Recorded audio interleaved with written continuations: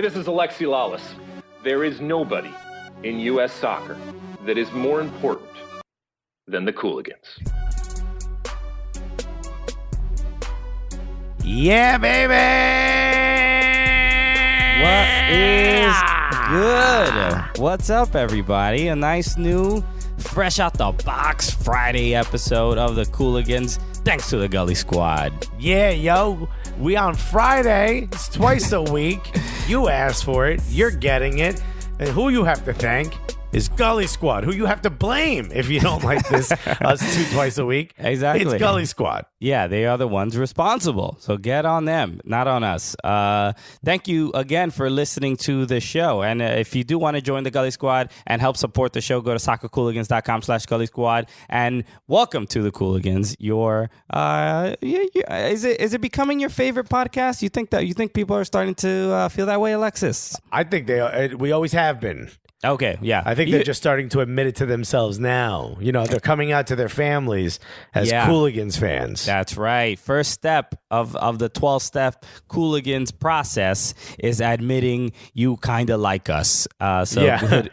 like Sagar did last week or 2 days ago. Yeah, that's right. So thank you. Welcome to the Cooligans, everybody. My name is Christian Polanco. My name is Alexis Guerreros. And together, we are the Cooligans, and we are your favorite stand-up, your favorite soccer podcast. But it is not only the funniest soccer podcast that you've ever listened to, but it is also what? It's the gulliest soccer podcast. Okay, and in the world, and that is all based off the official endorsement, legal or not, of Alexandria Ocasio-Cortez. So no other soccer podcast is endorsed legally or illegally by Alexandria Ocasio-Cortez. So that's another good reason to listen. I mean, we broke the gullometer. What more do you want? Exactly. And so it clearly, repairing it, the repairs, the gullometer bill is through the roof. So we gotta sort that out. So and here's another thing: we're gonna break every gullometer, baby. So with these, for the next few weeks, you guys are gonna be listening to this show, and we're gonna be putting out a lot of the interviews that we did for the United Soccer Coaches at the United Soccer Coaches Convention. We had a great time there. You heard us on Wednesday talk about it. If you didn't listen to that episode, hurry up and listen to that, because that was really interesting. We recap what the convention was and how much fun we had there. Now, and by the way, just again, if you didn't know, it happens once a year. If you didn't already get your tickets for next year. I'm sure they're going to go on sale soon. It's fun for everyone. You don't just have to be a coach. You can get a day pass and just pick up a bunch of free swag. Adidas was giving out free shirts. Come on now. Free swag. Yo, you don't got to tell me twice. Okay. Son, it's the only reason we went. That's right. If there's free swag somewhere, all right, yeah, we'll end up in Qatar for some free swag. That's fine. You have no idea how quickly we'll go to Qatar for some free swag. And also, if you want free smoke, come get it. So we're going to be putting out a lot of the interviews that we did. We did so many that I think we pretty much have about 2 months worth of incredible interviews, and we'll lead up to some of the bigger ones. I know. Look, I in the Facebook, in the secret Gully Squad Facebook group that may or may not exist, there's already people that may or may not be asking for this Jermaine Jones interview. Yo, people are fiending for this. All right, I'm slightly worried for my life. Where I feel like, like if just holding on to it, it feels like I'm in real danger. It's like when you got something nice for Christmas or something growing up, and you were like, "This is so nice. I'm afraid to go outside with it. It's gonna break. Somebody's gonna come after me. Somebody's gonna try to take this from me. Somebody's gonna take my Carhartt jacket, bro. I can't just walk outside with it. Can't have that when you got that fresh starter jacket. Oh shit, they're jacking these." So that's what's happening to us. We're under it's a real threat. I think we're gonna need some Alexandria Ocasio-Cortez security around us, because that's or maybe they're trying to hack into us like they did the DNC. Okay, this goes straight to the top. All right? I don't care who's at the top. It goes all the way up there. So look, we can officially announce we're going to be putting out that Jermaine Jones interview next week. That will be out on the 23rd of January. So in this Wednesday coming up, you will be able to hear this interview with Jermaine Jones. And Jermaine Jones has been in the news even more a little bit because things are progressing in his life. So it's going to be really, really fascinating hearing us. You're going to hear us actually talk about it and hear us actually have a genuine conversation about how he feels about his own life, but also more importantly, how he feels about American soccer. Because this isn't what, TMZ can get all the dirt, whatever, but we do it in a classy way, but we focus on what's important, which is it's a little bit of the dirt. We're not all about the dirt, but the dirt's in there. We don't want you to think there's no dirt in there. The dirt's in there. And let me tell you something. Yeah, we talk about it, but bro, the important part of this interview is the fact that he talks about it. All right, we still got dirt under our fingernails. That's how dirty it was. All right? Hell yeah, we look like botanists. We got so much dirt under our fingernails. And let me just say this: when this interview comes out, you are either going to thank us or you're going to thank us. Because this is absolutely wild. You had no idea this is what you wanted in a soccer podcast. We had no idea these were the topics we were going to cover. So this is our only request to you guys that are listening to us right now. If you're listening to this and you can't wait to hear that Jermaine Jones interview, the only thing we ask of you is to share it absolutely with everyone you know. Anybody who knows about soccer, anybody who doesn't know about soccer, anybody who just likes drama. Okay, that's what we need you to do because we want people to hear this. Jermaine Jones is not talking to everybody about this stuff, so it's like it's really a unique look. He for whatever reason he agreed to speak to two stand-up comedians about his personal life, which is insane. Can he get a manager, please? Just an assistant who could say, like, yo, you sure this is a good idea? And you know what's weird? Like Jermaine Jones, he's been in, with his Instagram stories. There's other people in his Instagram stories, like adults, and nobody's like, yo, Jermaine, that are in the video. They should just be like, yo, Jermaine, why don't you just like chill out a little bit? Like, because maybe there's a lot of heat on you right now. Yeah, just someone to go like, hey, maybe this isn't the move, But no, man. So we can laugh about it. It is somewhat serious.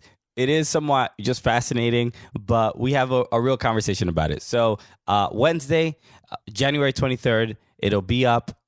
Check it out. And make sure to share it with everyone because it's a really cool and unique thing, and we're glad he sat down with us, and we're glad he was just like straight up. The dude keeps it 100, straight up Gully. I'm just like, all right, very Gully. Yo, he spilled as much tea. This is the most tea that's been spilled since the goddamn Boston Tea Party.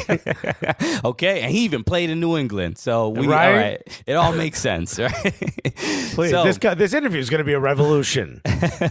So for today's episode, just like when they score a goal, shots fired during this interview. I mean, there's almost too many things I can put together here. Okay, Robert Kraft, greatest owner in MLS, right? We are bang, bang, gang, gang.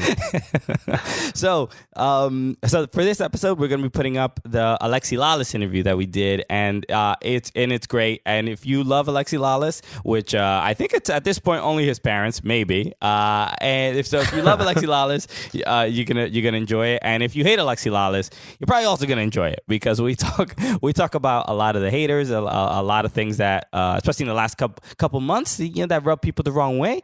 And we got to have a conversation face to face, so he can answer for all his transgressions. It's gonna be awesome. So a couple things before we get to that. Let's cover a couple things that we didn't get a chance to talk about on Wednesday this week. So it's some soccer news, right? And in particular, let's start with NYCFC. Yangel Herrera officially leaving New York City Football Club to go and play in La Liga for Huesca. And this is, how do you feel about this, Alexis? I mean, the rumor was, first of all, he's an incredible player, and I think that needs to be stated.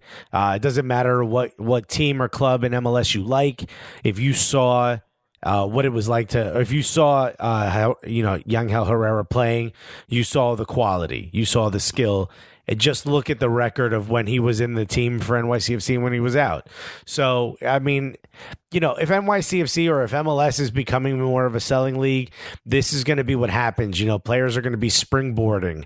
I don't know that Huesca is really the top tier, sort of club that you would expect players to be leaving MLS for. You would expect MLS players who, especially if they have a history of being in Europe and they're young and they're using us as a bit of a springboard, you would think it was to go to one of the larger clubs. But either or, this is an opportunity for NYCFC to go buy somebody or to bring up one of the kids, and hopefully James Sands can play well, because it's got a lot to replace. So the weird thing is, and NYCFC Twitter has been a little more lively than ever because and look, I'm also kind of concerned as well as a fan of the team. I think they're going to have a very bad season, or at least the first half of the season might be pretty rough. Currently we're recording this on January 17th. We have 12, 13 more days in the transfer window. I don't think anybody is really good. I don't think they're going to sign anybody for the beginning of the season. They're going to work with the roster that they have. They have a couple homegrowns, right? James Sands, Scally, and the draft picks. The draft was another weird thing where they drafted a goalkeeper again, which is okay. I don't know if that's, maybe they know something we do not. So a bit concerning, and this is NYCFC's decisions the last couple, or lack of decisions, or lack of, I don't want to say transparency, but just like really nothing going on, I think is leaving the fans in a bad place where unless there's some basically, how is this situation the better scenario than just paying David Villa for one more year? Like, as far as for excitement about the club, like this seems like a weird, just like nothing going on. Do you know what I mean? I disagree. I don't think that David Villa would have created any more excitement than he already has. There was a bit of complacency about him being there anyway. And I think, I look back to when the team started and it was revealed that Manchester City were going to be the owners, and everyone's like, yo, they're going to be buying everybody. They're going to be Manchester City of MLS. What the hell happened? Yeah, not exactly what's going on. How you letting an 80-year-old dude from the Bronx who lives in Atlanta outspend you?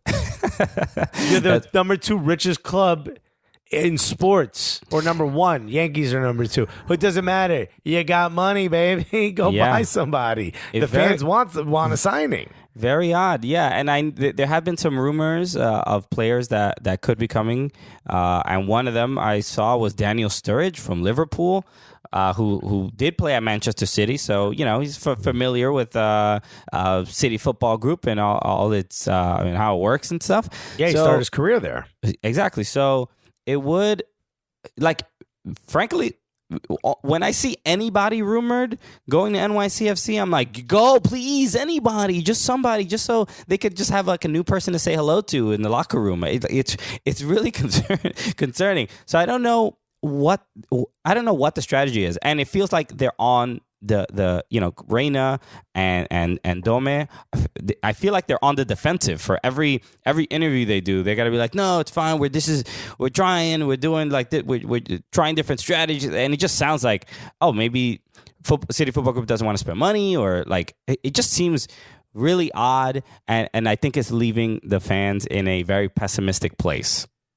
You know what? And it sucks that they have to be defensive because, you want the beginning of your season. That's like when everyone's hopeful and everyone has a chance to win. And it seems like the emotions on Twitter and on all the posts and social media everywhere seem to be so negative towards this club, negative towards the way it ended the season, negative towards Dome Torrent. And I read something recently, which I wasn't completely aware of.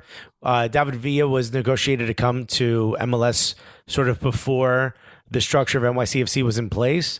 So the rumor was that he was originally going to go to Red Bulls, but when the new team finally signed on, MLS pushed him to go to that. Yeah. Now, if that's the case, then that means the only 2 or 3 DPs that Reina has secured the contract of are Pirlo, Lampard, and 4, because Moxie and Medina. Moxie's turned out well. Lampard and Pirlo, I think we can say we're a bust in total, even though people might argue Lampard wasn't a complete bust. I would say that. There you go. So you got Pirlo. I would say Lampard was a half bust for sure because he didn't show up when his contract started, and then he was injured for a big chunk.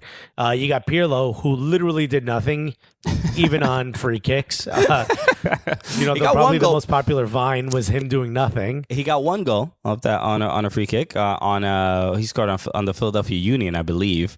So that's not so bad. That was exciting. Guy can produce. Okay, I don't know what else you want. We brought him here for the Bants. You want him to score now? So David Villa wasn't his choice. So he's got Maxi Morales, which actually is great, and you got Medina, which seemed to have been getting better, but so far I don't know that that's a passing grade. As far as DPs, I would agree. I mean, I think the as far as designated players, Villa did a lot of the heavy lifting when it came to the how those choices looked. But yeah, I will say, look, it's hard to replace the heart and soul of the team, and he was that. He was someone who clearly cared about the city and cared about all of that. It's really hard to replace that, but you have to. Somebody. There was a comment from a quote from Dome Torrent, and he basically said that about the roster, and it's like the people we're going to try to go younger, and like that we want to try to bring in players of quality, and replacing Villa is tough, but we need players that want to be here. And as soon as I heard him say we want players that want to be here, then it's starting to feel like Sunderland till I die, right? Where that was the main concern about the team. I'm like, is NYCFC in a place where, like, if they were worried about relegation, because would that be a possibility? Is like the morale for the team down? And just comments like that. You've never heard them in the last 4 years of NYCFC. You've never heard of anyone really saying that we want players that want to be here, because it was always looked at as a brand new shiny club that had Vieira and had quality, had Villa and everything, and now it's starting to feel like it's not. It's looking a little rusty, and that's why. And when you hear comments like that, I think a lot of the fans are expecting it to be a bad season. Now, the only reason I have hope is I forgot who it was. Somebody was being interviewed on some podcast or was talking about it on some video where they said that Dome had to blend part of his coaching staff with part of Vieira's staff, which had stayed back. And they weren't always all seeing eye to eye, or at least on the same page, just because of the difficulty of sort of understanding Dome's system versus Vieira's system and what he expected of each coach. Now, if that's the case, those little things, that can halt your season. Now, I don't know if that accounts for, the dramatic downturn they had at the end of the season, but it certainly can account for that. So, maybe getting an entire preseason helps, but you're also down a few players. And once again, the biggest mystery in all of American soccer is why the hell is Jonathan Lewis not playing every game? Yeah, and meanwhile, apparently he's been doing pretty well at Camp Cupcake for the U.S. men's national team, and it's looking like he might actually get some playing time. I've read, from what I've read, he's actually been impressing Greg Berhalter. So a lot of people have been making the joke like, how can he impress his international coach, but his club coach, just can't figure that out. So who knows? Maybe he's on his best behavior. There were rumors that he was, having trouble in the locker room, or maybe just was showing up late to stuff. Like if maybe that kind of stuff is gone, maybe he's just a year older and realizes like, hey, I don't want to mess up this opportunity. I hope so. Maybe he could be the replacement for Villa, right? That's not necessarily crazy. He's had the dude can ball. He has skill. He's not gonna.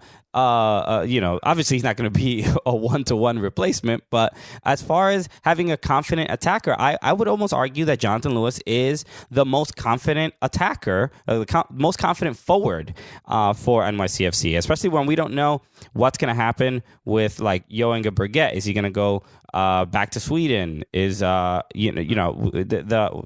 level of play for like Medina and how much he's not the most confident striker.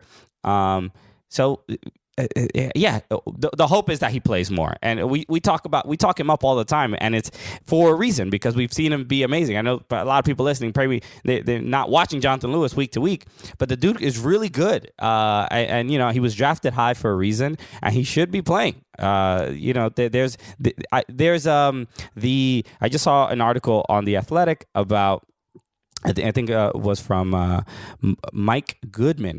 He talked about the title of the article is called "Managers Who Leave Top Players on the Bench Are Doing It Wrong." He's obviously referring to like Mesut Ozil at Arsenal, Isco at Real Madrid, like players that are paid a lot of money and are just sat down because of either tactics or whatever. And I'm not saying that Jonathan Lewis is the equivalent of Mesut Ozil or Isco. Yeah, he's the new Ozil. But when you see a quality player, and he is paid more, he's like a generation Adidas. He is paid more than some of the other players. I just don't see, especially when he's bringing results. Like I don't see how tactically he doesn't fit because who else is going to do it? Also, he seems like the right choice at the end of games where the game has gotten stale or the attack has gotten stale. He brings this energy in. And maybe at this point in his career, he can't do that from the start of a game. And, he sort of takes him a minute to get into the game, or he's better coming in off the bench when everyone is a little bit more tired and his style of play is a shock to the system. Maybe that's the case. But I don't think that there's not many arguments, at least that we've heard, as to why he's not getting those minutes. He has the skill to play in Europe easily. And I'm not saying that automatically makes you a starter in MLS, but it certainly makes you someone who should get more than 3 or 4 minutes every 7 games. I agree. I think that's a fair point. Speaking of another player, another young player that's doing very well currently at RB Leipzig, Tyler Adams, got his first minutes playing in a friendly at RB Leipzig, and it's looking like he's adjusting pretty well. I've also heard that when Bundesliga comes back from their break, he will be in the 18. So pretty huge for a player from New York and came up with the Red Bulls and playing in Bundesliga. Like, I mean, it's pretty wild that how fast everything is happening in just a couple months. But it's looking like they're going to really give him an opportunity, and Tyler Adams will have a real shot to be a Bundesliga starter. I can't wait until we're at the point where an American player getting minutes on a big team isn't a complete shock. It is. Yeah. And I'm happy. Alphonso Davies got minutes over at Bayern for a friendly, but still, I mean, that's like, that wouldn't have happened a couple years ago. A young Canadian, a young North American getting minutes like that. So, opportunities for Tyler Adams, opportunities for Weston McKennie, who's been doing his thing, Haji Wright, who's trying to get into that senior team. I think he's playing for Schalke B. All these players that are out there doing their thing. It's amazing when they get starts. I think it's even more amazing when a player gets bought, even if it's from within their system, gets bought from MLS, young player, developed here, and they're immediately getting starts. That tells you something. Very much so. Yeah. And we've said this on record. New York Red Bulls Academy, I can't think of a better academy in the American system. They've consistently produced players that have gone on to go play in Europe. Obviously, this one stands out as their best ever, but you've got Miazga, you've got players sold previous to that, and you've just got great players that they develop. Look at their system that they have, where they're able to bring in these young players from RB2 and from their academy and step right in. Yo, fam. I mean, there's so many blueprints out there, and I don't understand why other teams just aren't doing it. First of all, you're all a part of a single entity. You all talk to each other. This isn't like secret stuff. You know, they have meetings and shit. There's like the NFL, the NBA are single entities, but they don't. They're not single entities. No, I'm saying, they're not. They're not feeding each other information. So as to help the other team competitively, they don't want each other to win. It's not so much about tactical information that you keep to yourself, but system organizational information. That's why the single entity exists, is so that they could share revenue, so nobody loses too much money. Or what I really think is happening, you know, no one makes more money than the other teams. You know, they share some revenue, and they also share best practices. You know, the academy system is a mandate. Well, if it's a mandate and you're supposed to have an academy system, why don't you copy the one that's the most successful? That's what I would do. Okay. Yeah, that's if you got fair. an important test, you sit next to the smartest kid and you cheat off their paper. That's right. And clearly the New York Red Bulls are the smartest kid in class. We gotta cheat off them. In third grade, I told one of my friends, hey, let's just sit next to Sandra. She's the smartest, and we'll copy off her test. So we did. And I didn't get caught, but he did, because I changed two of the answers. Even in third grade, I was already one step ahead of the teachers. Nice. But you want to know why this kid got caught? Why? He copied her name. The dumbass put Sandra on his test. Damn, yo. I mean, I feel like even a third grader should know that. But yeah, I feel like I saved his parents money. Don't even save for college. Put the kid in a vocational school now. If he becomes an apprentice to a plumber now, he's going to pick it up by 8th grade. He'll be good. All right. You'll save more money just sitting him in front of the TV. Okay. 100%. Yeah, all right. Nickelodeon, that's your new teacher. Say hello. You're not going to know this, but in the future, playing video games is a viable business. So just let him play, man. Don't send him to school.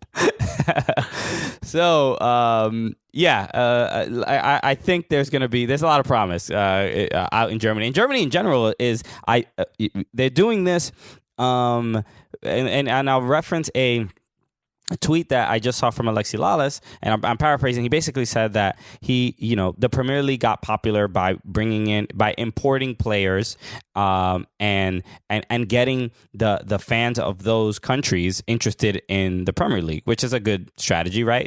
It's definitely why Christian Pulisic earned a lot of that transfer fee, because he's American and he's a popular player, and more Americans are going to now watch Chelsea. And Germany is they're almost doing the things in reverse. Like Premier League they're not really giving opportunities, or it's tough to get opportunities in the Prem for younger players, young English players. So Germany's like, all right, we'll take them young English players. And you see Jadon Sancho at Borussia Dortmund, and there's more examples of just Bundesliga just trying to compete with the Prem as far as popularity, and they're gonna take good American talent, good English talent, and try to gain popularity that way, because England ain't using them. So it's not a bad strategy. Bruh, I know that all these teams want American players so that they could break open that American market. But, Bayern Munich isn't stupid. They have an office here. Shouts to all of our friends that work over at the Bayern Munich office. Barcelona has an office here. All these teams have offices here. They're not stupid. If you buy an American player young enough, someone that has, a lot of buzz, you're going to get the American fans to pay attention to your club, and that makes you money, right? But you're not going to buy bum players and start them. You only got 11 out there, right? So for now, if we know that our product is overvalued, let's start making money, okay? Okay, all right. It's Bitcoin on a high, the American player. All right, it's an American soccer bubble. Come on, yo, football currency. Footcoin, right? That's like what FIFA uses. Yeah, that'll be the new currency. How we transfer players, Then you get bam, Bitcoin allocation money. Let's get it. Let's do it. So, speaking of Leipzig and Dortmund, there was some banter. I know that you were enjoying you would really enjoy that club to club banter, and it's my favorite. That's becoming its own sport. right? Like not just the 11, not just the 22 players that are playing on the pitch on any given match.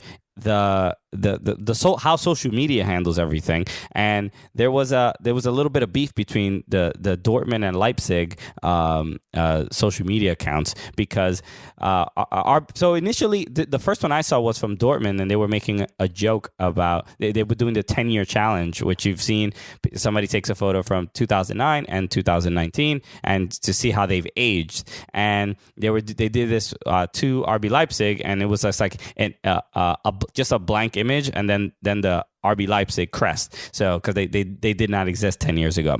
So I thought it was pretty funny. And then I actually saw that RB Leipzig had already made this joke about themselves. And so it seemed like Dortmund, I'm sure they probably didn't see it originally, but they made a joke about RB Leipzig that they already made on their own. So it very much reminded me of 8 Mile, when B Rabbit goes against Papa Doc, and he's just telling him like, I'm a bum, and I live in a trailer park and all that stuff, and I'm white trash and all this, and then Papa Doc had nothing to say. That was it was a poor look. Again, there's their own strategy. It's like this weird fencing on social media of this.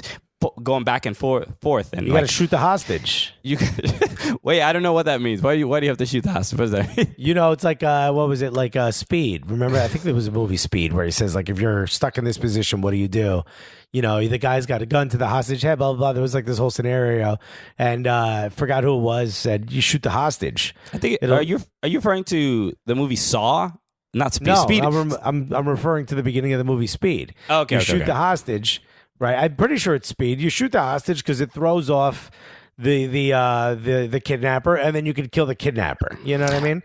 Okay. You shoot the hostage in the leg. You know what I mean? That's essentially what self-deprecating humor is. It's like you take yourself out. Yeah, so when no one can take you out. When you said shoot the hostage, I'm like, why are you going to kill the hostage? I thought you were just going to kill the hostage and also kill. Now two people are dead. No. We want to maim the hostage. All right, just clarify. Because if there's a scenario where I'm a hostage, please don't just shoot me in the head, because that's not going to clear up anything. That's not kill the hostage. This isn't stupid. It's shoot the hostage. Okay, we put some thought into this. Yeah, this isn't just some willy-nilly idea. So good fun, and look, it won't. It's not the first time, and it won't be the last time that they go back and forth at each other. So you got to shoot your shot with these social media. Like I almost feel like, because like we joke around about other podcasts, and I mean really only one, right? But we don't. There's almost like a little bit of leeway that the teams have, where everybody sort of understands like, oh, this is kind of funny. They're playing the same league. They can joke about each other. But if there's something with podcasts that if you joke around about another podcast or you throw some shade, people are like, yo, why are you so bitter? And it's like, no, we're just having like a little bit of fun. We're like weird. It's like, yeah, I guess it's kind of competitive. I don't know, but it's strange that if Bournemouth made a video or a meme about Manchester City or Liverpool, everyone would laugh and be like, they're enjoying themselves. Some of the old school guys would be like, you should be out there training. It's a media guy. Relax. It's like it's a kid with pimples, handling social media. Chill. That's not the players. But If we make fun of the overwhelmingly number one podcast with their own television show, who don't even know who we are, and also conversely could care less who we are, if that's the case, then we get told we're bitter and we don't care about the game, and but they were important. Look, we've said before, they opened the door for us, but we in here now. Exactly, we in the room in the corner. All right, so we're stealing like silverware. All right, get ready. All right, bro, I'm gonna take this butter knife. I'm gonna open that middle desk drawer. You know what I mean? The one you don't want nobody to see. Okay, just keep in mind there's gonna be way less dishes next time you do them. Yo, what happened to all the dishes? And why was it when I hugged Christian and Alexis, their jackets were mad hard? All right, yeah, when we walk, we clink clank, clink clank. That's just how we walk. All right, that's how we roll. We clink clank our asses out of town. We in there now. All right, a couple other quick things before we get to our interview with Alexi Lalas. We didn't get a chance to talk about the MLS Superdraft. We were there. And it was after, I think before, during, and after the MLS Superdraft, there were a ton of articles that were like, it was like the articles were coming out during the MLS Superdraft that were like, is the MLS Superdraft even relevant anymore? Just before the first pick. It was just so strange. It was like, it's clearly there's a little bit of pageantry, and it's an important time for those particular players that do get selected. But it was just like a weird thing, and now it's starting to feel like the future is that the combine is going to be leaving. That the MLS Superdraft kind of doesn't really make any sense. We saw the Philadelphia Union sell all their picks to FC Cincinnati. And it seems like more and more the teams are focusing on their academy systems, and they don't really see a pool of quality players coming from college. And they might they get signed as like homegrowns, because you could send your academy kid to a college. Yeah. They get signed as homegrown. So, there's really not, or, maybe Celtic comes in and buys them. It's not to say that there isn't quality in the college game. There is. It's just by the time they hit the draft, they've already been sort of denied like 3 or 4 other opportunities to be signed. So maybe to some degree, the draft itself isn't necessary. A lot of people are like, oh, you need the draft because then what happens to college soccer? I honestly don't care what happens to college soccer. I know it's important for a lot of people. I don't watch it. Christian doesn't watch it. There's nothing up here that makes me want to watch it. I know UCLA and Akron and a bunch of these schools were really important for people. Jimmy Conrad said on our show that his goal wasn't to play in a World Cup and stuff like that. His goal was to play at UCLA. And I was like, what? Yeah. Like, it doesn't make sense to me. It doesn't really know college sports make sense to me because I'm from this area and it's not really that important here. We have professional sports. We like our players to be paid. Yeah. We talk about it with Alexi in a little bit more detail, so you can you'll hear his take. But we did get a chance to talk to the number 1 pick very briefly, Frankie Amaya, who got picked by FC Cincinnati. And Alexis did get a chance to ask him the most important questions. No one asked him a question this important. Exactly, and he's from California, and Alexis got a chance. What did you ask Alexis? Well, he's from Southern California. He's from Santa Ana, and he's going to Cincinnati. So I asked him the question that's on everyone's mind. Hey, Frankie Amaya, tacos or pasta with chili on it? Great question. You find me a better question than that. I have not, sir. How did he respond? Well, I'll tell you this. As soon as I asked him that, he was extremely nervous. He was not because I was there asking questions, just throughout the whole thing, even when he was giving a speech, he looked like a deer in the headlights. He's a young boy. This is a young boy. So he's very nervous. He keeps his head down when he speaks. He's not a type A, at least not that we've seen yet. So when I asked him that question, he kind of looked up and got a big smile on his face. And he was like, finally, someone asking me a question like if it was one of my friends. And I'm like, yeah, because I'm not professional. And he looked at me and he went to answer. And then he looked over at the FC Cincinnati people that were literally standing next to him. And he looks back at me and he goes, Subway. Subway, which I think is a sponsor of FC Cincinnati. I don't know. But that seems like that was such a strange answer. I honestly feel I thought it was genius. He got out of it. He did get out of it because he wanted to say tacos. Nobody in their right minds is going to say pasta with chili on it. But it was that's how you took it. I took it as like I think he loves Subway. I think maybe Subway are his favorite sandwiches. First of all, if that's the case, then he's going to love pasta with chili on it because the kid's got a garbage palate. So I don't know if that's like the food of Subway's the food of like champions and stuff, but that's how I took it. I was like, oh, maybe he's just how when because he's a teenager. Teenagers eat like trash. They eat garbage. They like literally. Food. If mom is not home, you go to the garbage can and find whatever you can because cook for yourself. I don't want to burn down the house. That's how teenagers are. Little raccoons. You know what I mean? Okay. I will say this. This right here is the best press Subway has had for quite a while. So, yeah, it was, it went viral, that answer, right? I thought, so it was a fun moment, and we got to make the number one pick laugh a little bit. So that was a good moment for us. So best of luck to Frankie Maya in FC Cincinnati. I know, there's going to be a lot of pressure, especially in those first couple games. I think they play like Portland, Atlanta. Like they have like really like their first 4 games are just like against everyone that was in the playoffs. So they're going to get a lesson real quick in what MLS is like. So a couple other 2 quick things. And should we? I don't even know, because I want to spend some time talking about this, but maybe we'll see how long we go. Let's talk about the Austin anthem, because the official announcement for the team happened. They had the press conference. Don Garber, Anthony Precourt, and even our next guest, Alexi Lalas, out there playing his guitar, riling everybody up, and it felt like the backlash. It was also like the evil empire if you're a Columbus fan. Yeah, and there was a lot of backlash and people being like, "Yo, you ain't here yet. You can't be. You're not allowed to be this happy." But Austin fans, Austin FC fans, this was the first. Laying down the first brick of like getting the team officially started. They're gonna have a stadium, but the whole show made the internet kind of just angry. And one of the things in particular that people were frustrated with or baffled by or making fun of Austin for were 2 things. The chant that they created, a chant called 7-4, which was referring to the vote of them getting a team.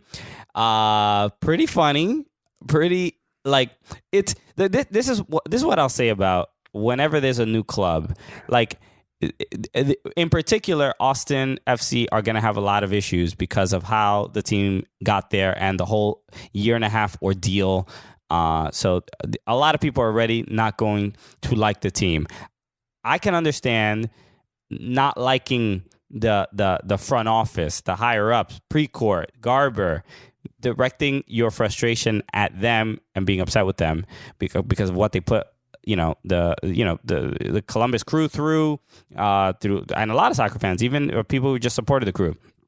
I can understand that, but so I'll be clear, getting mad at Austin FC fans for like corny or silly chants or things that you don't find very pleasing or entertaining to you, to me seems a little silly, because it's always, every time there's a new team, there's always a couple silly things, right? Like NYCFC had the Barney chant, right? And it was just like they made a chant based on the Barney jingle, and it was very silly. And then after like 1.5 years, they stopped doing it. So yeah, remember Atlanta United had the what was it? Watch your mouth. That was like a chant they had, something like that. Yeah. And it was like 4 people like in hard hats and drums singing off key.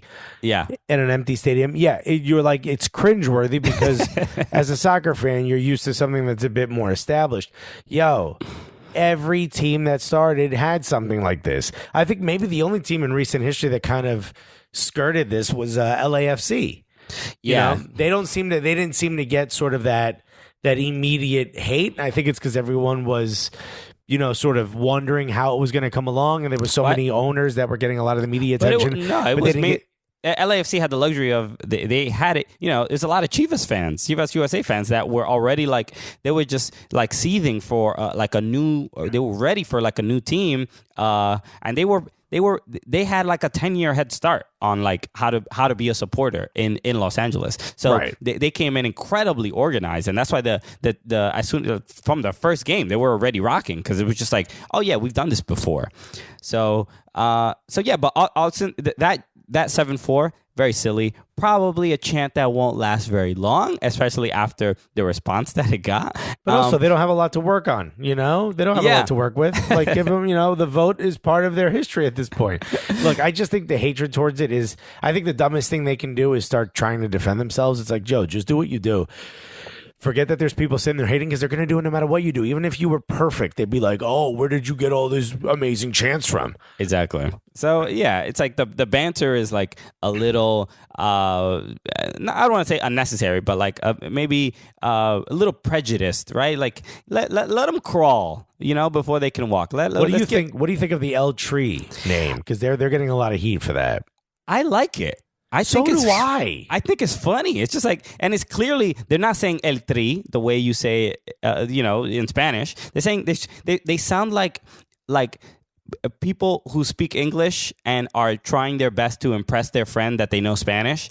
So It's clearly a joke, right? And it sounds silly coming out of their mouths. And I think they're aware of that. But I like it. I think it's actually pretty, I think it's a little clever. Yeah, I mean, to me, it's like any other pun or wordplay.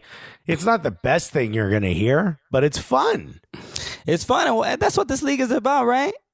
Dude, I mean, if we can't have fun, then who can? I mean, there's all these and it's always like the people that are just like diehard purists that hate it. And look, if you're a Columbus fan, I get that you may never like the Austin Aztecs. I mean, I'm sorry, Austin Aztecs. Jesus Christ. What year is this? You may never like Austin FC. I get it, dude. You might not. And that's fine. That's your prerogative, dude. That was almost your team stolen from you. So I get it. Just because of the owner, it's too sticky of a situation and you don't want to do that. If you're not a Columbus fan, I mean, just you don't have to give them a chance. You don't have to do anything. But hating them for no reason is really stupid. These are just human beings who wanted a team. The fans have nothing to do with Precourt. Yeah, that's basically, I agree 100% on that. It's just like hating the fans themselves it doesn't really make any sense because it's counterintuitive. Yeah. So someone remind me what counterintuitive means real quick.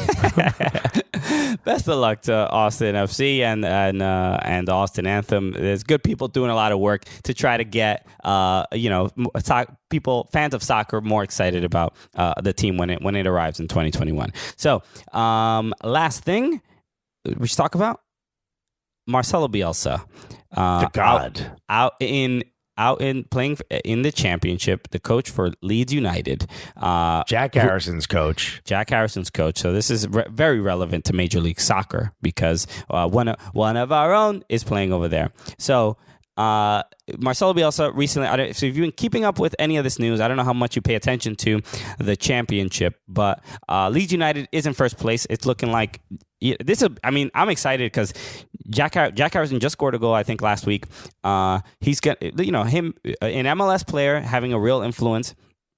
Moving from MLS, going to the championship. He played for Middlesbrough first, and now at Leeds, and having a real influence in getting the team to the Prem. Like, do you think he may even stay with Leeds if they get promoted? I don't know. That would be pretty interesting. Is Jack Harrison a Premier League quality player? Like, would the team keep him? Does he want to stay? Like, there's so many questions. But Marcelo Bielsa recently has been in the news because there was a game against Derby County. Speaking of another MLS legend, Frank Lampard, who's the coach of Derby County. Marcelo Bielsa was caught filming the Derby County training. Now, you guys might be familiar with this. We've done this with this has happened in the NFL with Bill Belichick and Indianapolis. No, what was it with the Jets, the Colts? I forgot what happened. Who in particular Bill Belichick was spying on that he got caught with? I forget who. I think it was. Remember, Mancini was the dude's name. He was on The Sopranos. That's the only reason I know that. Yeah, it may have been the Browns. At the time was the one who, I guess he snitched. He snitched on his previous employer. Mangini, not Mancini. Yeah, he wasn't. There's a Mancini in Italy that coaches, but you're thinking about Eric Mangini. All right. Well, nonetheless, that guy snitched on his previous employer, but everyone hates the Patriots, so who cares? Exactly. But the NFL has clear rules against this. You're not allowed. I think they lost a draft pick, I believe, the following year because of this. You're not allowed to film your opponent or in their like at practice and all this other stuff. Those rules are in place. In the championship, or at least I think in the FA in general and all of English football, I don't think there's a clear rule that you can't film the other team training. for whatever reason. Yeah, but apparently he's been doing this for his whole career. He told a story about how when he was at Athletic Bilbao, they played Barcelona. I think they beat Barcelona. And when he was talking to Pep Guardiola afterwards, he explained some of the things that he knew from filming his practices. And Pep laughed and said, "Damn, you know more about Barcelona than I do." Yeah, that's look. So the reason this became a huge story, and they didn't, Frank Lampard was just was upset because Lampard is also trying to get his team promoted, and I think Derby County is within like the top 5 in the championship. So clearly wants to win, and kind of blaming the fact that his team was spied on during training as a reason why he lost. So I'll ask you: is ethically, is this wrong to do in soccer? It feels like this isn't necessarily that much of a competitive advantage because the game is not built on set plays per se, except outside of set pieces. The game is like much more fluid, so it's very difficult to, even if you watch training, to know definitively what any team is going to do on any given day. I mean, look, if you watch training, you're going to get an advantage, right? Okay. And the last thing you want is for every team to be, a bunch of drones hovering over your practice. At least you have to put like the little jersey on the drone, so you know what team is spying on you. Okay. Okay, cool. That's the rule I want to put in. I think look, these things exist. When I was a kid and I played Little League baseball, my coach had a spy, and he would go and watch the other team's practice, and he would come and tell all of us how the other team was playing, like what in particular they like to do, which kid was fast, which kid was slow, and we knew that information going in. We were so bad it did not matter, but we had the information, right? Okay. And since I was a catcher for a big part of it, if I knew how the guy liked to hit, I could maybe move over a little bit and be like, oh, he sucks if the ball's wide or if it's tight, things like that. Okay. So there's like, even at the lowest levels, there's always a bit of an advantage. And me, you're asking me what's it like to cheat a little bit to get an advantage. I'm the first guy who's going to be like, yo, do it. Let's see what happens. If you get in trouble, just read a long ass, PowerPoint presentation and bore them to death so you never get in trouble. Well, it is interesting, right? Because Marcelo Bielsa, I think, feels very much like you, but I don't think he feels like it's cheating, right? He's just like, this is the work you have to do to be a good coach. And he's right. He did after getting a ton of backlash, he's been very open and very honest about his process and what he does and how he does this. And he's not like, I didn't know that I could, like, he's not that dude at all. He's like, this is what I do.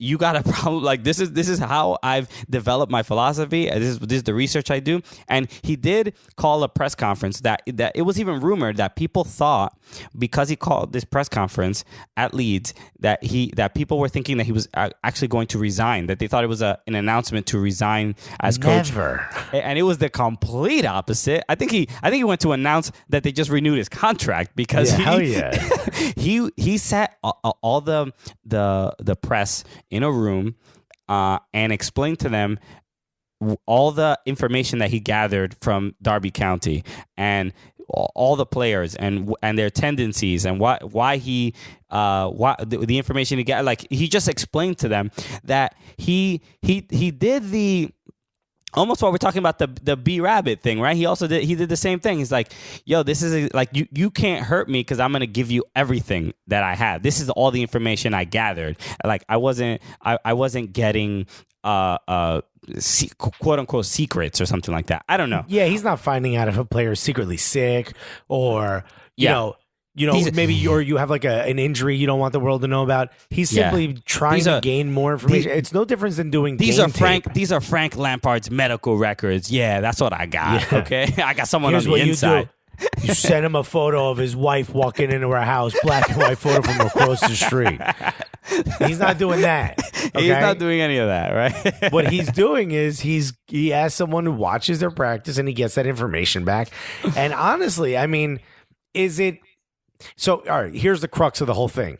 Is it wrong? By the letter of the law, no, because there's nothing that specifically states like, yo, you can't gain an advantage by knowing what's happening in that training.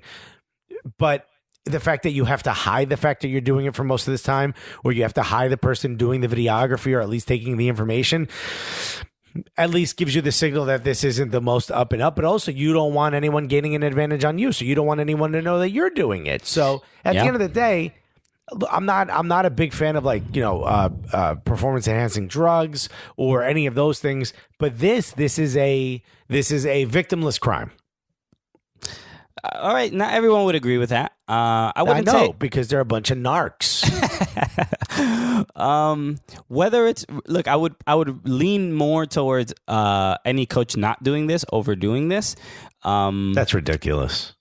Really? I mean, then honestly, then the next step is to say watching game tape is wrong. You have to be there or something. No, but there's a difference. There's a difference between filming training and filming and a game being televised. No, a lot of times they let fans into the training. It's not like these trainings are behind closed doors. That is true. If you let in someone from Leeds, I mean, who cares if they're dressed like a Derby fan or not?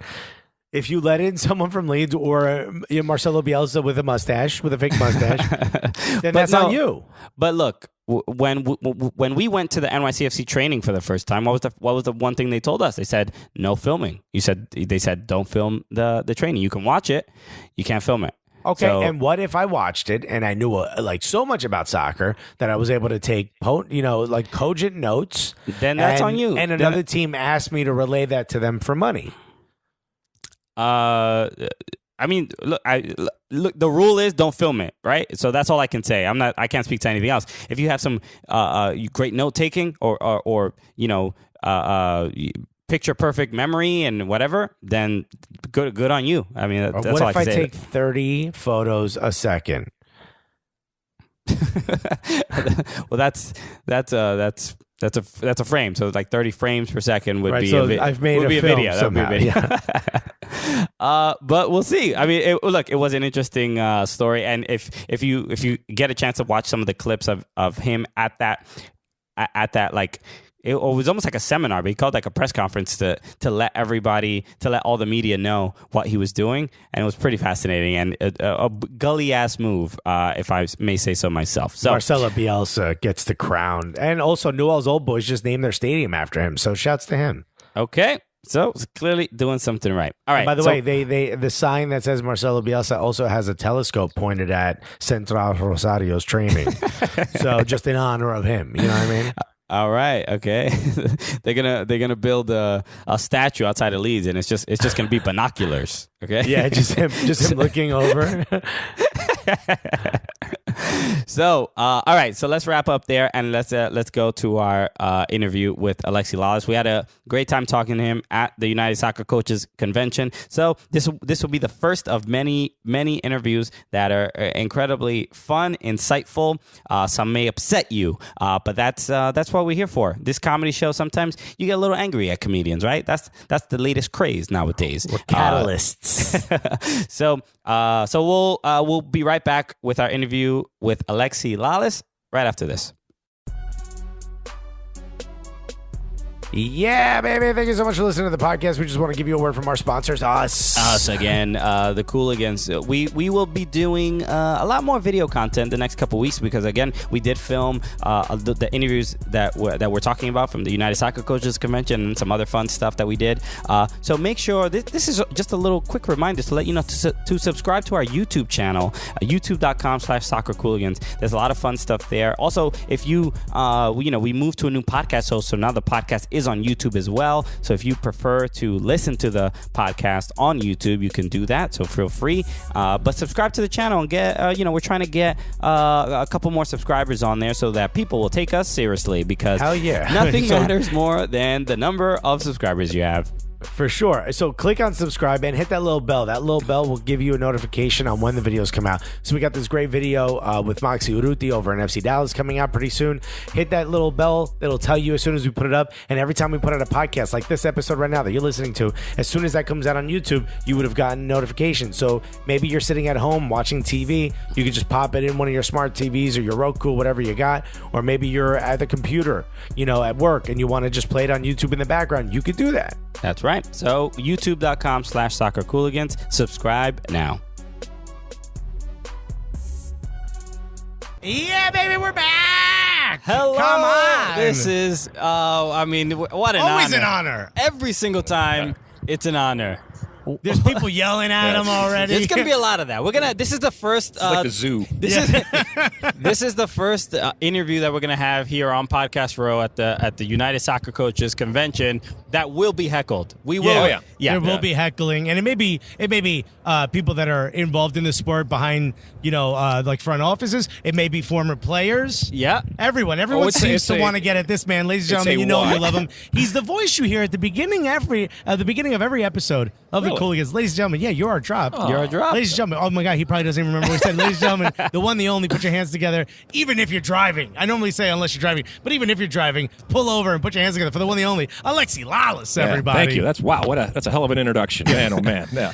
You said one time on our show, you said there's nobody more important to American soccer than the Cooligans. Well, I mean, that's factual. All right? Thank you. That's the antithesis of fake news. It's the realest news you can possibly put out there. I'm glad you still stand by your statement. Absolutely. In true Alexi Lalas It's wonderful. It's wonderful. What did I say? I like it. There we go. Hi, guys. How are you? We're good. How's it Come on, going? look at this, huh? Alexi. Yes, sir. We're happy to have you on. We have to immediately start with the obvious, I think, for a lot of people, right? You were. We are all excited that the Columbus Crew are officially staying. Really? You're gonna gotta start off start with that. That's right fine. here, You can do baby. Go that. ahead and we're so excited they're staying in Columbus. Yes. Forever. Right. Nothing will ever Yeah. rip them away from that fan base. For now, yes. Yes. Absolutely. Absolutely right. Easy. So, what do you want to say to some of the people, or maybe you've already said it, but say it to us, because you were one of the few folks that were like, "Hey, this is just rip off the Band-Aid, make this happen. You're hurting them even more." Right. And look what ended up happening. Yeah, I will readily admit that I did not anticipate an ownership group stepping up to the extent that one has here and finding a way where everybody is happy. Because ultimately, this is what people wanted from the beginning. I didn't think that was going to happen. I'm not going to apologize for having that opinion. All right. By the way, you guys have been around long enough. We're in the business of having opinions. We're in the business of saying stuff. It might be true. Not true. It might turn out to be true. It might not turn out to be true. But that's not a reason to apologize. I'm not apologizing to Columbus or to the Columbus Crew folks for doubting that somebody was going to come up and make this thing into something very, very special and an ownership group to arise. That's a good thing. I'm happy. Believe me, this has worked out in the ideal way, one that we talked about. Now, the Save the Crew folks, congratulations. Wonderful. Use it. Use it as a touchstone. Use it for what it is, which is a seminal and a wonderful moment that you can build from. And by all accounts, the way things are shaping up there with the stadium and with the rejuvenation here and with local ownership, all that kind of stuff, this is what they have wanted all along. But I didn't think that was going to happen. And let me defend Alexi real quick. You don't have to defend me. No. Here's my point. You don't need it because the guy does a good job of doing it himself. A man who wears a suit this nice does not need someone who dresses like I do to defend him. But I will say this. Fox attire, man. This is not bad. Send me out on my own. Fox got good money. Well, I'm wearing Fox attire. So here's the thing. Okay. You said rip off the Band-Aid. Yep. You said... But why is that bad, though? No, hold on. But Okay. you said if you're going to do it now. Right. Don't make these poor fans have to suffer through this longer because you assumed that Over the Hill was going to be negative news. Yeah. I would have thought the same thing. Why would you make someone have hope if there is no hope? Turns out there was, and that's where you were wrong.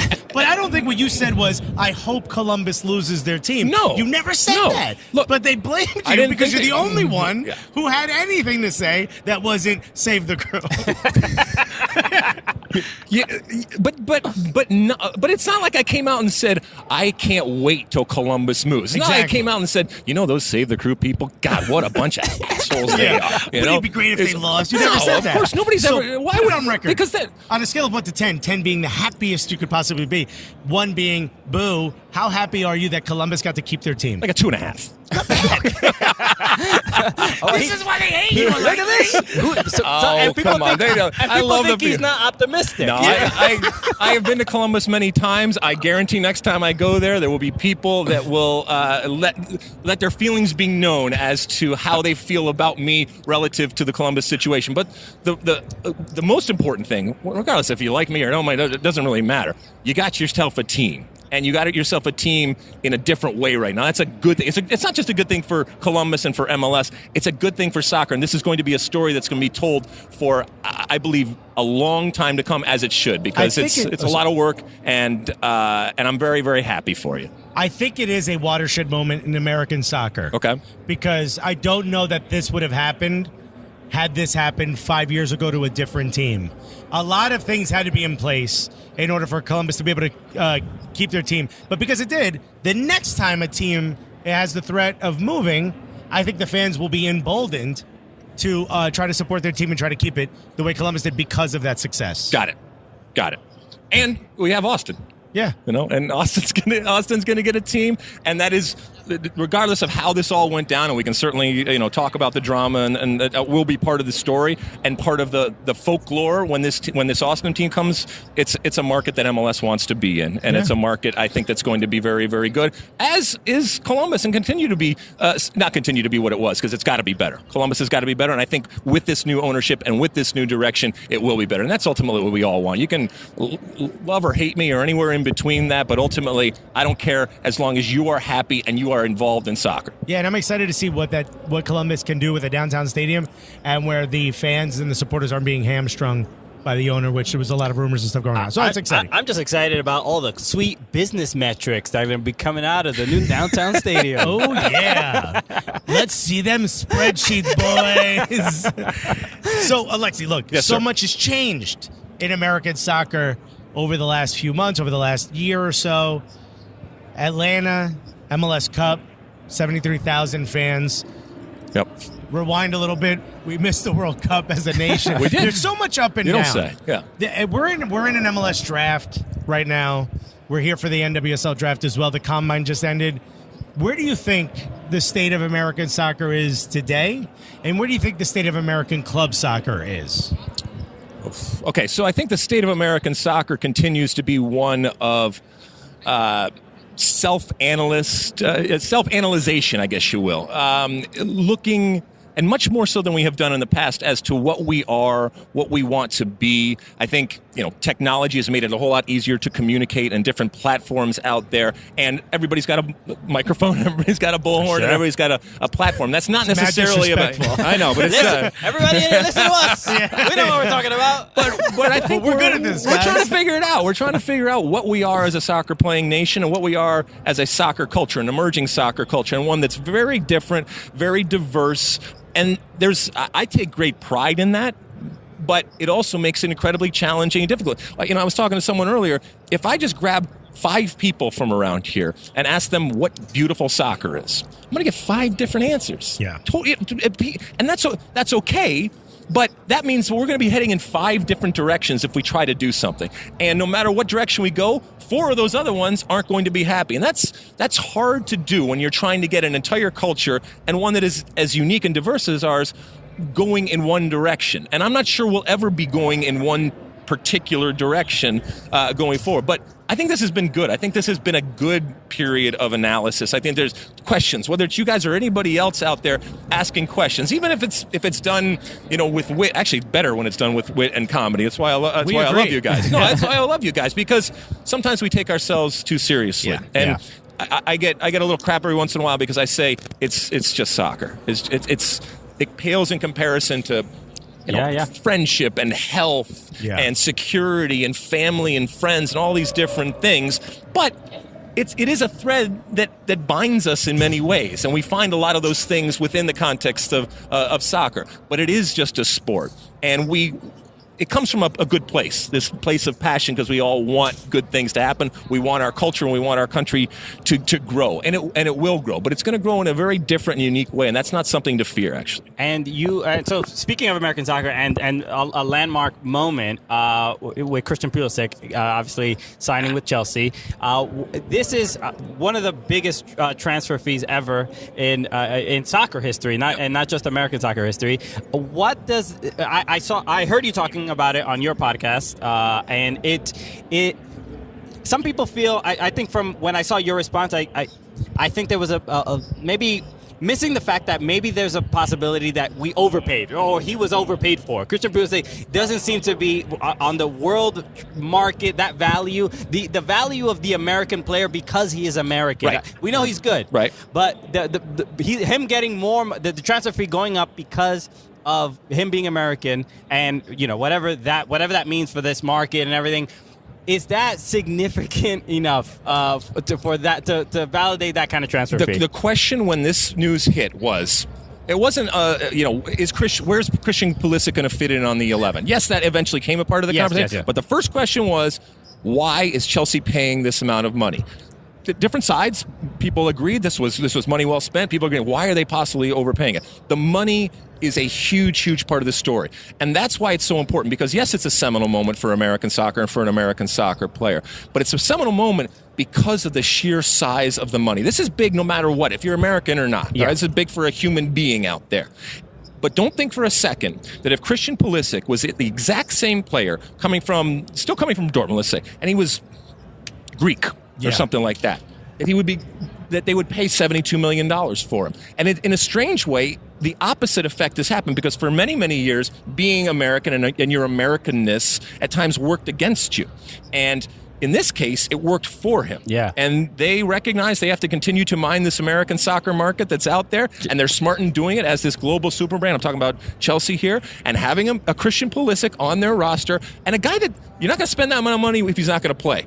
A guy that's going to play, exactly. That is a good thing. It's a good thing for Chelsea. It's a good thing for American soccer. It's certainly a good thing for Christian Pulisic. Whether Sarri knew the transfer was going through or not, $72 million means you start. $73 million means you're starting, yes. bro. You're playing. Exactly. Let me ask you this. How many millions of that 73 would you say the American market is accounted for? This is good business. I think him as a player versus the market. So I think as a player, he would have fetched just a regular player. I don't know. But so I think, let's say, $23.7 million of it. Okay. Let's say. So a third of it. Let's just say it's a third. Still a big deal. What's it say? That's a pretty big deal. That's still the most for an American. No matter what, he would have still been the most, because he's an undeniable talent that everybody recognizes, and that every team in the world, notwithstanding the fact that he's not starting right now, would want to have on their team. All the big teams in the world would love to have a Christian Pulisic. So then by that account, hiring an Alexi Lalas to run out there for one game, an American legend. At least $1.50, $1.75. At least, right? You could get a couple milli. God, that would be good. I have to run, though. Could you imagine two comedians, one of which is so fat he dies during the game? Ooh. You know how much money we could get on Chelsea? It's like a soccer snuff film or whatever. I know I'm not coming out of the locker room at halftime. You know that's not happening. Why are you watching your games on Pornhub.com? Why are you rubbing your hands together during this game? What do you think is happening? There's so many talks now about the combine going away. Yeah. Philadelphia just sold all of their picks away for, I think, 3 bags of chips, if I'm not mistaken. What do you think is happening? Do you think the combine and or the draft is important anymore? Do you think it has a place in American soccer? I think the draft does. I think the combine doesn't, because even back in the day, we talked about the combine. We said, look, if you are coming to the combine and you're seeing these players for the first time, then you haven't done your job. Right. Because it should not be a surprise. It should confirm what you already know. And so I don't think the combine needs to continue. The draft is still there, and we're still going to have it's not going to have the relevancy that it's had in the past, and certainly doesn't have the pizzazz and the sexiness that it may have had in the past. But you're still going to have players that come through. I still think that the especially the college route, and I know not all the players are college routed players, but I still think the college route is going to have some appeal and still can produce some players going forward. But it certainly has become less and less relevant, and that's certainly the way that it's going to continue to go. If there's any scenario where a young player has the opportunity to go to an academy, or like, why would they play college soccer? I'm not saying that to say anything negative about college soccer, but I'm not familiar with why that's the best choice. So we have over the last, let's say, 20 years really focused on making better soccer players, and I think one of the things that has been a byproduct of that is we have not abandoned, but I think we have shirked our responsibility for recognizing that we're not just responsible for producing better soccer players, but we're responsible for producing better young men. In this case, it's men's soccer. And these are young men. Is that true? Yeah. Look, all right. Look, let's be honest. You got 11 guys on the field, right? All right? I don't care if 11 of them are terrible human beings, as long as they're not the worst. That's fine. As long as they're not like criminal. I mean, even a little bit. I want, as a fan, you want a parade, man. You want as a fan, chips. but you're thinking of it as a fan, all right? But you are a human, and you, in this case, are a resident of the United States, right? Yeah. Okay. All right. Okay. I don't care if my paperwork is in crayon. It says I live here and I belong here. But to acquire those 11 soccer players that we can all readily admit are good, okay? Yes. You're only seeing the tip of the iceberg now. So those are the 11 that made it. Behind those 11, let's say, are another 300 that we tried and didn't make it. Right. Those Coaches. now 289 players now are then thrown back into society with very little useful tools and skills, okay? Because the soccer has come and gone. At the very least, if you go the college path, yes, it may hurt you in terms of the development of soccer, and I get that. But when that dump happens, you have gone into a situation where you have had a unique experience. You have learned lessons, all of those different things that at times, if you are fortunate enough to go to college, you gain. And those lessons that you learn, I think that there is a value to having that. Now, does that mean that soccer is not detrimental at times to players? No. And that's a big problem right now. But I think that if the NCAA wanted to do some things, they could do some things to get the best of both worlds, where you do have that path and you do have that educational component. And I'm not just talking about numbers and stuff. I'm talking about the education of going and the social interaction. We talk so much about the 90 minutes, but we forget about the 22 and a half hours of the day. True. And I think we do have a responsibility. That's just who I am. You are who you are, but I believe we do have a responsibility. I think it's very anti-Alexi Lalas' tone to suggest that we should coordinate everything to the guys who aren't going to make it, right? Am I not right? No, actually, and watching your Twitter feed, I think you would love to have this, in that I am actually thinking about the masses, all right? I am actually thinking about providing a safety net for people, all right? People, and this safety net would be for these 289 players that didn't make it as professional soccer players, to give them tools to function as human beings, because as important as a professional career is, and as defining as it might be for myself or my friend back here, Jermaine Jones, all right? It's still a small period of your life. And you got, as I was listening to Jermaine talk earlier about the transition into coaching. Once your career is done kicking the ball, it's a strange transition, and it takes time. You have to change mentally, you have to change physically, all the different things. How about like a rehabilitation house for the kids who didn't make it? A halfway house for all these kids. You get to become a better person, but then I don't care if you're a jerk. Well, look, I understand that. I care about the future of America. You're a jerk. And wait, who? What have you heard? What have you heard? I mean, not the ones taking selfies with you. Look, you can do what you want to do, but I care about the future of America. All right, and obviously you don't, but I care about the future of America. We got 300 million. That's just me. We got 300 million. We could lose 298. All right, we could lose 298 people. Well, there are. This is the one thing I would say about college and the players that come out of college and that are successful. Right, we've seen Jack Harrison. Right, we've seen Julian Gressel. Right, 1 year. 1 year. 1 year. There's look. Oh wow! coming in hot. Come on. Wow. A cup of coffee. So you think it's an aberration, an anomaly? It's a cup of coffee. Okay. But one thing I find, and we've interviewed both of them on the show, and we do find that the players that have had that experience just in college or a little bit educated a little bit more, carry themselves a little bit differently. You don't think? Yeah, you don't think they're maybe a little bit more mature in the way that they carry themselves? You don't think that they maybe that socialization and that, everything from responsibility from homework or getting your heart broken or getting in trouble or all that kind of stuff. And homework do not. Can I just say something? Alexi, I have two bachelor's degrees in 3 years. Really? So everything you just said is wrong. You don't think it's made you better? As a person. Maybe, but it brought my level up to barely above a hobo who follows you home. Why don't you care about working on yourself? Why don't you care about being the best version of yourself that you can be? Waistline. I ain't trying. You out here with abs in your 40s. I don't know how old you are. I ain't trying. Let him be the good-looking one. I'm the face of this franchise. There you go. Exactly. Alexi Lalas, thank you so much. Thank you, guys. I love what you do, and I just want to say to you guys, and more importantly, to the Columbus Crew folks out there, I love you. Congratulations. I'm so happy for you going forward. I'm not sorry. Yeah. But I'm happy for you. No reason to be. He'll You never guys are great. apologize, You guys but are he'll great. always Hell no. thank. Hell no. Yeah, it's always an honor when you're on. Alexi Thanks, Lalas, guys. thank you Thanks, so much. guys. All right, that was an amazing interview with Alexi Lalas. They always are. He's a fun guy to talk to. Great dude, very lively, and I'm glad that we had the opportunity after that interview was recorded. We did get to hang out with Alexi Lalas and got to see him, out in the wild. And we let him buy us tacos. How kind of us. It's not bad. 3 a.m. Yeah. I mean, come on now. So follow Alexi Lalas for all his bands, and whether you like him or hate, you can. Alexi Lalas, I would argue, is a good hate follow. You hate him, but like he's entertaining. So there's some value in that. So I mean, if you're gonna hate somebody, might as well hate somebody who makes it fun, and that's what that guy does.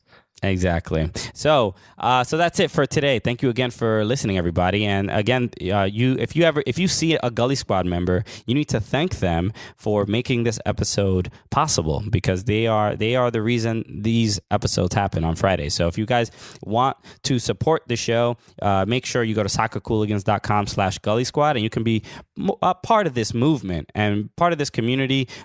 We may or may not have a secret Facebook group where a lot of fun stuff happens in there, and we get to share a little bit more personal stuff, and we have a good time with it. So there's opportunities to have your questions answered on the show. There's opportunities to play us in FIFA. So we're trying to bring people in to get that big old group hug going. Oh yeah, and look, if you want these episodes to come out more often and more consistently, and if you want some of our videos and other content to come out a little bit quicker, the more people that join, the better that's going to be, and the faster all this stuff can come out, and we can do more. We want to continue to do more. We want to be your first stop for anything that's funny and involving soccer, whether it's videos, whether it's podcasts, whether it's Instagram posts or Twitter posts, anything at all. We want to be that for you, and the more people that join Gully Squad, the faster and the quicker and the more efficiently we can get to that. Yes, so thank you to all the new members that have joined in the last couple of weeks as well. Welcome aboard. We're having a great time with this, and thank you genuinely for the support, man. I was saying, like I said a couple of days ago, the coaches convention and all this stuff, like these things don't happen without your support, and they aren't as fun and exciting. We can't even. It's tougher to do these like big projects because frankly, we'd go hungry and we'd be broke because we would focus on the Cooligans content over food and surviving. So that's it for another episode. Thank you so much for listening. My name is Christian Polanco. My name is Alexis Guerreros. And together, what are we? The Cooligans!